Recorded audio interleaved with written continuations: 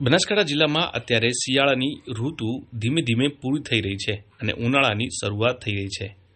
આ ઋતુ પરિવર્તન થતાં લોકોમાં વાયરલ ફીવર જોવા મળી રહ્યું છે।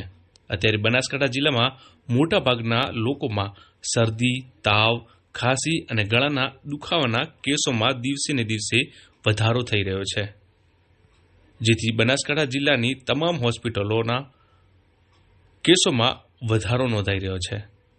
આ વાયરલ ફીવરથી બચવા માટે લોકોએ કયા પ્રકારની ખાસ કાળજી રાખવી જોઈએ, આવો જાણીએ। આજે આપણે વાત કરીએ ઋતુજન્ય એટલે કે સિઝનલ બીમારીઓની। તો હવે જોઈ રહ્યા છીએ કે ધૂળેટી પછી ધીરે ધીરે ગરમીનું પ્રમાણ વધી રહ્યું છે, પરંતુ સાવ ઉનાળો પણ નથી બેઠો।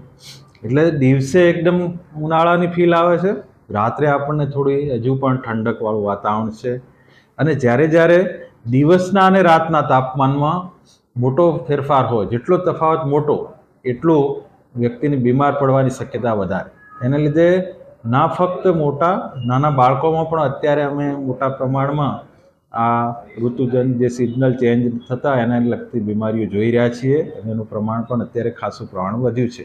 બીજું કે જ્યારે ઋતુ બદલાય ત્યારે સિઝનલ ચેન્જને લીધે એલર્જીનું પ્રમાણ પણ વધતું હોય છે, અને આ બધા કારણોસર અત્યારે શરદી ખાંસીના પુષ્કળ કેસ અને સાથે તાવના, એમાં ખાસ કરીને અત્યારે આપણને વાયરલ ફીવર, વાયરસના તાવના કેસ ઘણા મોટા પ્રમાણમાં જોવા મળ્યા છે।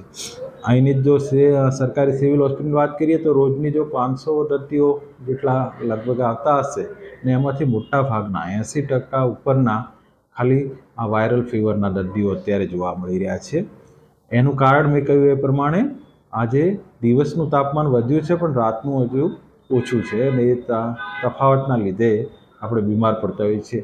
જો આપણે આમાં સાવચેતી રાખીએ તો આમાંથી બચી શકીએ। હવે શું સાવચેતી રાખીએ?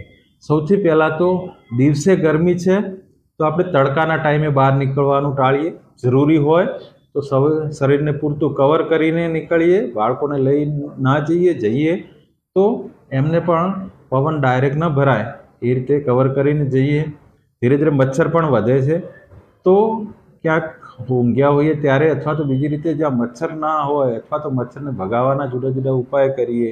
એના માટે જે કંઈ રિપેલન્ટ વાપરી શકીએ, ટ્યુબ વાપરી શકીએ, ધુમાડોથી એને દૂર ભગાવી શકીએ, એ રીતે મચ્છર નિયંત્રણ કરી શકીએ। સાથે રાત્રે આપણે જો ખુલ્લામાં સૂતા હોઈએ તો ઓઢેલું હોવું જોઈએ। એસી હોય તો બહુ જ ચિલ્ડ એસી ના વાપરીએ, જેથી કરીને દિવસને અને રાતને આપણા શરીરને સરખું તાપમાન મળી રહે। બીજું, સાથે આપણે ચોખ્ખા પદાર્થો ખાઈએ પીએ।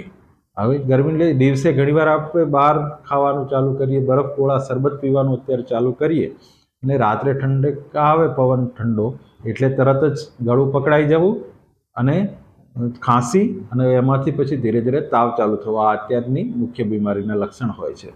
તો એ રીતે આપણી જાતને બચાવીએ, અને જરૂર લાગે તો ડૉક્ટરની સલાહ પ્રમાણે દવા લઈએ તો બીમારી વધતી ચોક્કસ અટકાવી શકીએ છીએ।